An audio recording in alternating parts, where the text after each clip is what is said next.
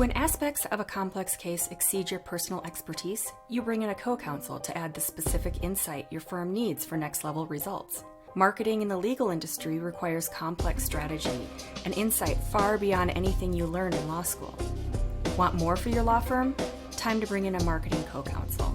Welcome to CounselCast. I'm your host, Karin Conroy, your marketing co-counsel.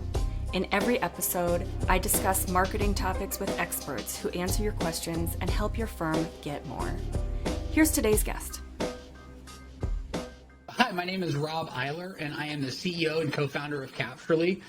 Capturely is a professional services video and photography company that helps people in the professional services industry showcase the best of who they are. We have offices in Indianapolis, Las Vegas, but we have content creators around the world. Awesome, Rob. I'm so excited to talk to you today. I know this is going to be a good one because visuals, imagery, video, it's such a major part of every part of marketing. So not just websites, but every part of marketing. And I know you have so much good data, and I love numbers and charts and all of that good stuff. So today's big question that we're going to lead with is about numbers and how numbers relate to imagery. And I know you have a case study too. So the big question is, what do the stats say about images and especially video in terms of conversions? I mean, well, the big thing that we have to look at is the world that we live in today, right? I mean, we're post-COVID right now.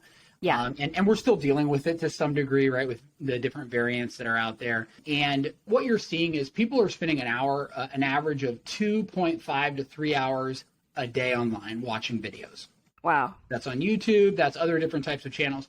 So video has become, I mean, look at us right now. We're on a podcast doing a video, right? And so everybody who watches that's going to count towards that total. Where if you look in 2018, that total was only 1.5 hours. Wow. It's double the amount of time that we're spending on a day looking at video.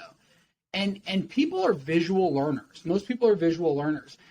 If you hear something right now and you are asked about it 3 days from now, you're only 10% likely to recall it if you hear it or if you read it.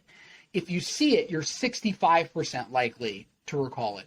So just kind of innately the way we are evolutionary have evolved is that we are, I kind of got that up there, but Arnold Palmer, right? You know, the heart is that, we're just wired for video and for pictures. Yeah. And I think there's something that I've read about our brain actually, and if even going back to like caveman times, our actual evolution is meant to recognize those threats to us. You know, if there was a giant, what were those extinct cat animal things that everybody was... Saber-toothed tigers? Yeah, exactly. If there's a giant saber-toothed tiger kind of way far on the distance, we need to visually recognize that threat before we kind of take in the other elements of maybe the other senses. So we probably weren't reading too much back in those days, but the visual elements are the things that are going to capture your attention. And that's why even on websites, way back when I first started, everyone was using these little spinning like hamsters and stuff. Do you remember that back in the beginning of the internet? And then there was all these reports about how your eye is just bouncing all over the place and you have to be very selective in any kind of motion that you use because the eye instantly jumps to that. Yeah, I mean, you know, even if we're talking about trade show advertising, I part of my background, I was working at events and trade shows and put on big exhibits and movement at the top of exhibits, people that are able to, you know, especially if you go to a trade show and you see some of the biggest trade show booths, there's usually some kind of motion at the top because it automatically attracts people there. And then it's just kind of like you tend to go in that direction. And so obviously the most affordable way to do motion is with video. Right. So I know you have like an amazing case study with a law firm that you worked with. Were they also doing video? When we started with them, it was kind of you build a website, they will come. It's very common for people in the professional service world. So lawyers, real estate agents, mortgage brokers, they think, okay, I'm going to get a headshot, which is good, which is very, very important, right? That is the welcome mat of all the photo and videos that you need is a good headshot. Yeah. But they think, okay, I'll get a headshot. And then I'm just going to hire a company and they're going to put up a website, but I'm a lawyer and I don't think about websites. I want to hire somebody and I want them to do it. And I'm just going to lawyer all day long. But the reality of it is that people are curious. People want to know about you before they're ever going to engage you, before they're going to pick up the phone and call you. And guess what? In today's world, it's available. And if you're not out there putting photos and video out of what you're doing and who you are and, how you operate, somebody else is. One of your competitors are. And whoever that is right now, you're seeing those people are completely dominating the market. Yeah. And I was sorry to jump in, but I was going to say I was previously in the real estate world.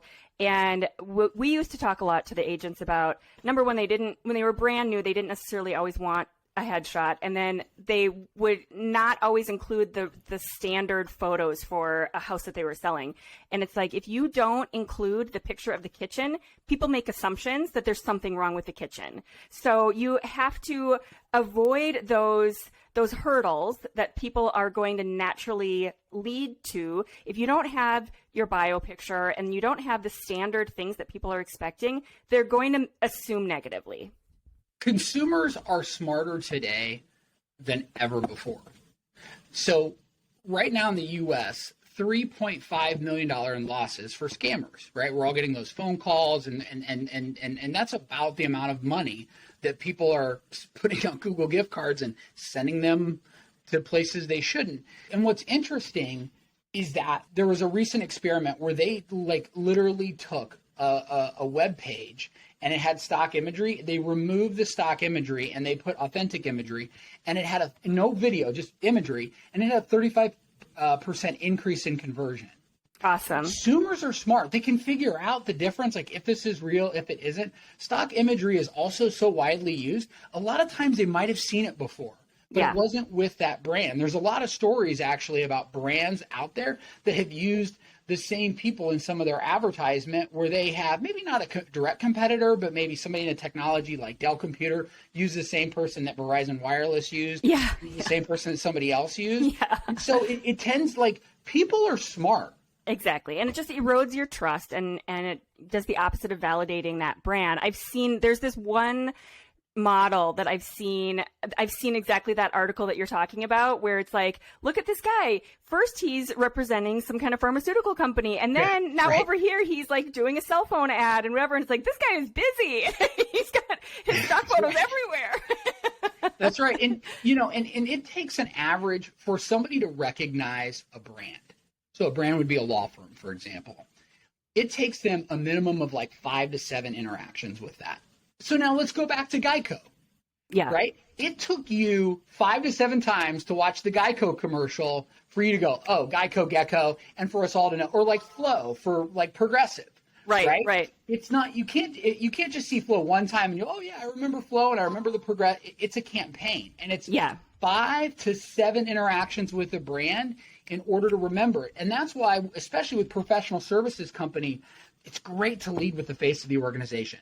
People want to do business with people they know, they trust, and that are real people. Yeah. Tell me how that worked with the firm that you had the case study for. And when they first came in, you said they just had kind of a out of the box website, and then you guys came in, and what are they doing now? And then how did that work out? So great company, had a nice WordPress website. So it was on a little bit of an older template. For some reason, the company that they hired used a kind of an outdated template. So we have a marketing company that we work with. So Capturely is a photo video service company. So we partner with marketing companies. We work with customers directly as well, marketing departments at large organizations. So we work with Alliance Bernstein, which is a $500 billion financial service firm, right? Or Finance of America, 2,200 loan agents across the country. But we'll work with the marketing team members to take a look at what's going on and how can we get the conversion better. And then how do we send a content creator on site in order to get content? Right? Yeah. Cell phones, this is not professional enough for an attorney. Right. But you also don't have to spend $50,000 with, 6 crew members and cranes and, big boom mics. You don't have to it's not a commercial either. It's how do you have really high touch, high professional, but without spending a ton of money. And so the company that we worked with here in Indianapolis, they were adding personal injury to their practice. So they already practice. They have a family law practice. They do states and a probate. They do business. And they wanted to add personal injury to just kind of round them out and make them a really nice general practice. So for most people, they could help out, right? They don't practice every area of law, but but that covers most consumers of, hey, I need an attorney. But when you start getting into PI as an attorney, it's the most competitive version of advertising. And the most expensive. It is the most expensive. It's very, very expensive. And what Google does for everybody is they prioritize locality, right? So if you search an attorney and you're in Arizona, Phoenix, you don't want to get somebody in Indianapolis unless you say Indianapolis attorney, right? So it really prioritizes like where you're at. So now it said, hey, attorneys in a market. Now, in order for us to like organically, naturally serve you up, you got to put content out there that the consumer deems as relevant, because the consumer is ultimately the one that's driving Google's algorithm. The more people are spending time on pages, the lower the bounce rate. A bounce rate's when somebody hits a web page and then they go away and they're like, oh, that wasn't the right page. So it's like just a few seconds and they count that as a bounce. So the more time people are spending on your page, Google's saying, oh, this is very relevant for this word, right? And so what we did was this firm realized that they weren't getting the leads, they weren't getting the time on site that they needed. Their bounce rate was around 70%, which is really high. So that's really high. The website and they're bouncing off. And it was all stock photo, all stock videos. I mean, you can go get a whole bunch of PI stock videos out there. Yeah. But what we did was we put together a subscription agreement with them. And so every month we're out here for 2 hours a month recording we're doing whatever photo and video work that they need for their social. Usually 1 hour of photography, just like while the office is operating, gives us 4 to 6 months of social imagery that their social marketing team can use. Nice. But in addition to that, we typically record 1 to 2 interview style videos. So it's like 2 cameras, two photography DSLR, nice cameras, a mic setup, maybe a light just to kind of help out, but we shoot with natural light. But that's good enough. Yeah. It's professional. It's not a commercial.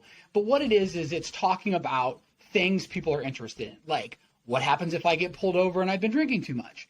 Yeah. Right? Then they talk about DUIs, right? And how does DUIs work in the state of Indiana? Or it's like, hey, if I'm injured by a truck, what should I do? And it walks people through the steps.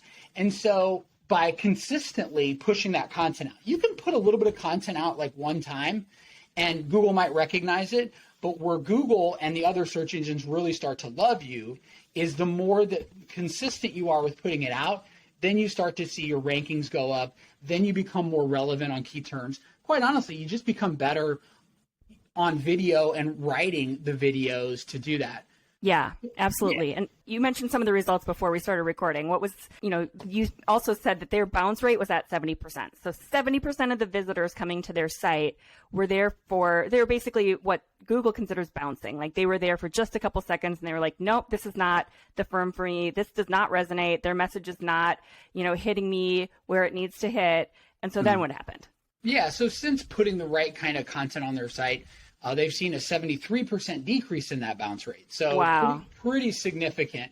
Yeah. And definitely performing on the higher end of what legal websites perform, right? According to industry standards and norms. Big thing for them was a 324% increase in conversions. So they're getting a lot more leads right now. They're getting about 40 to 50 new case inquiries a week. Oh my gosh, that's amazing. They actually just turned off marketing for a little while because they didn't stop the photos and videos, but they can't hire attorneys fast enough right now to keep up with the new case flow. So it's a good problem to have. We always want sales to drive ops. Right? Yeah, absolutely. If there's a firm out there, let's say it's a newer, younger firm and they're not quite at that level yet, what's a version that a younger person with that doesn't necessarily want that whole package, but what could they do to at least, if they're coming from that kind of a website? Because I see those websites all day long, I'm sure you do too, that are just full of, a lot of attorneys trying to DIY their website, throw in some stock photos, and, they feel like they've checked the box. What could they do to go from that, a stock photo filled template sort of thing, to some version of what the firm you're describing did? What would be the first kind of things they should accomplish? There's not a silver bullet, right? There's not like a tip or trick or quick, easy way to do it. The folks here, at that firm, they had to invest. There was only 3 of them, 3 attorneys when we started, and one of them was like a contractor. And now they have 18. So 18 staff members, not attorneys. But the point is they really had to, like, they were spending a few $100s a month in marketing, and they spent like $3,000 on a website, and they're like, that's good enough. Now they're spending $20,000 a month on advertising and about 25 total in marketing spend. But they've also 3x to their revenue. Yeah. And so it's I mean, so dollar per dollar, it's cheap. It's way more. How much? Yeah, because they've doubled in size, year over year. And so, does that answer the question? I mean, I think it's you got to make an investment. So if you're young and you don't have a lot of cash, I mean, you're going to have to get some kind of professional photo and video services. Yeah. There's a lot of friends out there that have cameras that might be willing to come and shoot you. You don't have to hire the most expensive photographer in town. I mean, that's not right. It's the consistency. It's coming up with a consistent plan to do it. And you have to meet, though, that bar where, like, it has to be professional. You got to get over the hump from this and recording with iPads. I mean, it's not quite close enough, but the technology is not hard to get. You can go to Best Buy and get the right kind of camera, light, and a mic. Yeah, so to sum up, I think basically if you're in that in-between phase, the idea is to be consistent, but also professional. I mean, I tell people all the time, you're still a law firm, so you're not just like trying to be an influencer and get out there with your phone and whatever. You still, there are costs to doing business, and one of them is going to be to have this professional presence. And so however it is that you are going to convey that professional presence, you need to have a plan for that. And then that plan needs to be not just like one and done. Like I did my headshot, and then I threw it up on a website and I'm done, because you're just not going to see those kinds of results. You're going to be where the firm that you worked with was at the beginning, where they were just everyone was just, bouncing off their site. And then they were wondering, why aren't we growing? What's the problem here? The biggest thing I would do if I was a young attorney, like just coming out, so you don't have any referrals, right? Because your older attorneys are like, I've been around forever and I get a lot of referrals. But as a younger attorney, I would be doing a ton of video. Okay. With COVID, you can't, meeting in person. I mean, I know we're starting to have those gatherings more, but before, if you were the local chiropractor or the attorney or the mortgage broker, you're going to all these Chamber of Commerce events, you're joining the Rotary Club. I mean, you're getting out there shaking hands and you're trying to get business that way. Like video. And talk about stuff that people are typing in that's relevant to the kind of law you're going to practice. So tell me about the difference that I know you have stats on video, and we were talking about just the amount of time people are spending on video. What are some of the clients that you've seen that weren't doing video before and are now? What are they seeing massive differences in the traffic and their rankings and things like that?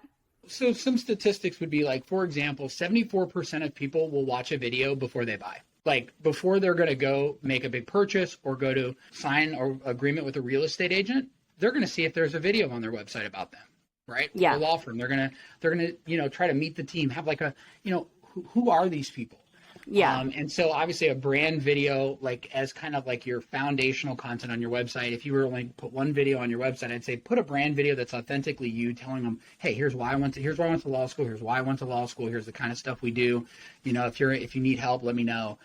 77% of people say that for those who watch videos, said that the video helped convince them to take the next action, to take up like a purchasing step or an action where they would actually like call in or fill out a lead form. So the video is very helpful in convincing. You don't want to make it salesy though. They just want to know who you are before they're going to get comfortable to do business with you. Yeah, I'll never forget. I went to this amazing hotel in Ireland at this one, a few years ago, before COVID, obviously. Turns out there was some friends of ours that went there also. And I said, that's kind of obscure, like that you would go to the same place. Like, how did you end up deciding to go to this, it's this kind of old castle that they had turned into a hotel. And they said to me, well, did you go to the website? And I said, yeah, that's how I decided. There's this drone shot of this drone kind of flying in over this lake, and you see this massive castle, and it's beautiful. And that was it. That was, all it took. And this friend of mine said, yeah, well, I went to the website and there was this drone shot. And I said, that was it for me too. And, you go to every other hotel website in that area and it's just kind of this very boring shot of, whatever the hotel was. But that was it. In that moment, I had decided. And then it was just a matter of going through the decision process of, okay, let me get through these hurdles of, does this fit my budget? Does this, is this in the area that I want? Like all of those things that you address in your frequently asked questions that are just objections to making that final conversion in the decision. So as I went through, it was like bang, bang, bang, there's all the boxes checked. And the decision was made when I saw that drone shot. And then 77% of people make the decision when they see the video. And exactly. Keep this in mind too, right? So when you were typing in trips in Ireland, right, and you're doing your research, Google is prioritizing an area. So there's an area and there's different castles in that area. Right. And the one who put the video is the one who got your attention. Right. That's and it was like such there. a beautiful thing that I know it had been shared. And, as soon as I saw it, I probably shared it with my husband. I was like, here's where we're going. This is it. Look at this. Does this not just like get you in? Then, exactly. When the rankings go up, that castle gets lots of inquiries. And that just pushes them back up in the rankings. And so whatever they spent on that drone shot, I know myself and one other person who personally were impacted by that and made the decision based on that. So right there, those two stays would have paid for whatever they paid for that drone shot. So yeah, I've seen that. We all know when we've had those moments where you see some little, and it's always a video where there's motion and there's more emotion involved. And all of a sudden it's like, oh, there it is. You're in your mind, the decision's done. So I think that's so true. And I love all those numbers and statistics about that. Anything else you want to talk about with video before I get to the big question about what you've been reading? I would say the other benefit about, authentic photo and video and investing in it is it's working 365 days a year, 24 hours a day. That's the most important statistic. You shoot it once and it's out there. And so especially if you're putting it as like foundational website content or YouTube content or other things. So putting your picture on the back of the yellow pages is just, we just have to think about marketing differently now. And it definitely, if you're in the professional services areas like law firms or mortgage brokers or real estate agents, insurance agents, the level of professionalism in which you present yourself with is important. So I would just encourage people to get to that minimum level where they feel really confident about what they're putting online. And then the other key is just be consistent with it. Every 6 weeks, make the time. It is a pain. Trust me, even we scheduled these sessions with one of the law firms we work with. They're always like, okay. But when they see the results, they're so glad that they made the time. It's kind of like the gym. It's like anything else. Exactly. Right? You have to be consistent. So that would be the big takeaways from what I have today. Absolutely. And you just don't get a second chance to make a first impression. I mean, that drone shot, if it had just been a plain picture for that hotel, and then I went back, a few months later and they had the drone shot, it was already too late. I would have already probably made my decision. So you have to be there. Yeah, you got to spend more money on your foundational content. And so like that drone footage is like their brand video. It is. That's who we are. Some great music. Maybe like an owner or like a manager of a hotel talking about how they love to take care of guests and why they do what they do. And then people are like, wow, this place is cool. This is it. This is, I need to be there. Yeah, exactly. All right. So Rob, tell me what you've been reading and what information you have and resources that you can offer that might be useful for our audience. I read the Holy Bible every day. So that's the first 5 minutes of every morning to try to continue to keep me pointed in the right direction. So to me, that's really important. My faith is really important. But as far as like leadership books, I've recently gotten into, actually my entire team has done it, is Brene Brown's Dare to Lead. Phenomenal book. Love it. Just really, really love her, love the book. Talks about vulnerability in leadership. And this year has been just a year where, as a leader, I've had to be more vulnerable than ever. Being in the photo video services business, it was a tough year for my company just because we physically couldn't go on site places. And that's how we earn a lot of revenue. And so now that things are opening back up, that we're back on track and we have larger clients that helped us to get through it. But it definitely made me dare to lead. Yeah, that's great. I had to, because I couldn't think my way through this. I couldn't out position it. It wasn't a matter of bad strategy. Right. And I wasn't going to start going, well, let's all go sell hand sanitizer now. Like, that's not what we do. We're photo video services. Right. So. And she, awesome. so she, it was a great book, about vulnerability and leadership, and how do you communicate with a team by telling them the right kind of information, and then but also looking back and reflecting upon yourself, and, what are the armor that we put on, that we carry with us, that, that prevents us from truly being vulnerable to people, and that gets in the way. People see through. Yeah. Yeah.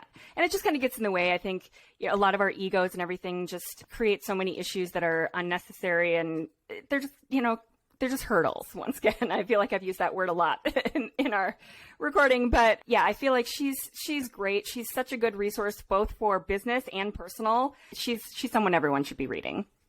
Yeah, for sure. One of the best leadership authors I've read in a long time. So that's currently what's on my reading list right now on my Audible. Awesome. Well, Rob, thank you so much for being here. I love all of the stats and the details, and just really putting all of the reasoning in numbers behind both imagery and video and why it's so important. And I know that everyone that's listening will appreciate that as well. So I appreciate you being here and taking the time. You got it, Corinne. It was my pleasure. It was a lot of fun. Thank you for listening to this episode of the CounselCast podcast. I know that by implementing what you heard today, your law firm will achieve more. Be sure to visit the website at counsel-cast.com for the resources mentioned on the episode. If you enjoyed the episode, I would appreciate it if you could rate and review the podcast on Apple and subscribe to your favorite podcast platform. See you on the next one.